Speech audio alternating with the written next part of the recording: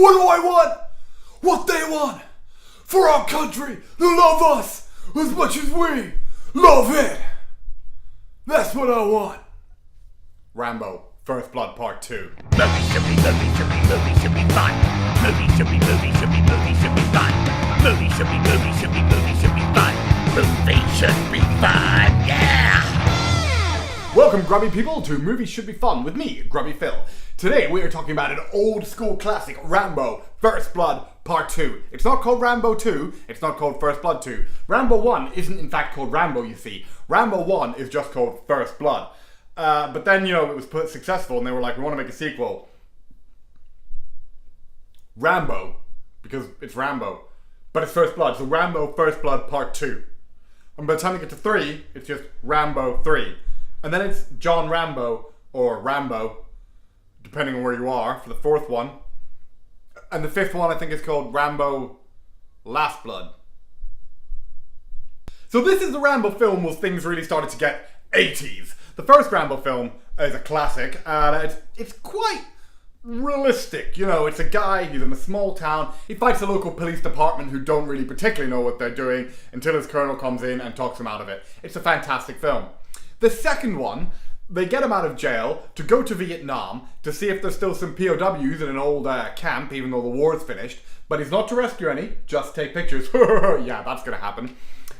He finds them. The military guy's like, oh no, we didn't actually want you to find them because we're kind of bad guys.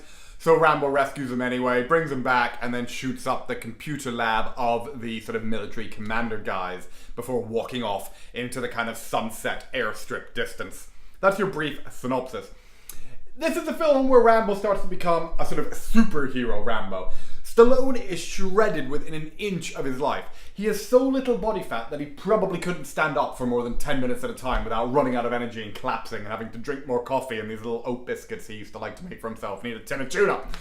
But anyway, he looks sort of ripped and cool and heavily tanned, which I think is what happens to most people in military prison. They get a lot of time under a tanning bed, and there's a lot of waxing services going on when you're not lifting weights or taking steroids or eating protein shakes. I'm not saying Stallone takes steroids, I'm just saying Rambo might. So he goes back to Vietnam and continually wears less and less clothes while running around with a bow and arrow and a knife. He takes on the Russians, of course, because they're still there. The evil Russians. The Russians were the bad guys back then. So he has to take them on. He has to be tortured on a bed frame. That's kind of cool. And then escape. Get some POWs. They're all sort of bedraggled, bearded looking. And Rambo is this oiled orange god coming to save us all. And he does save us all. He saves us all. There's a cool sort of helicopter gunship battle at the end. You got the Russian guy in one, Rambo and a couple of the POW guys, another. That's pretty cool. He meets a friend, he meets a lady, he kind of half falls in love, and you're thinking, I wonder where this will go. And then she dies pretty much immediately afterwards. Yeah. One thing I noticed when rewatching this film recently is it's quite sort of humble and small in a way. You think of it as this sort of big, bombastic action film.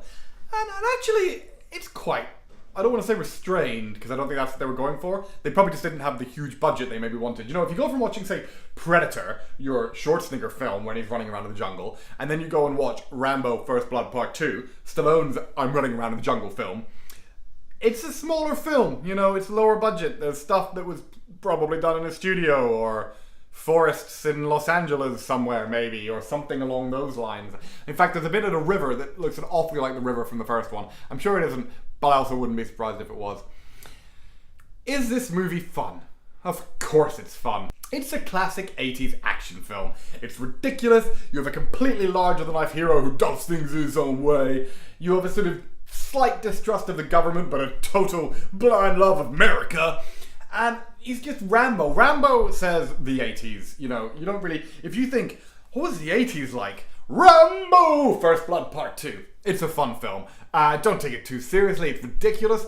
But aren't all the best films, or at least the most fun films, Rambo First Blood Part 2. This is Grubby Phil saying goodbye. See you next time.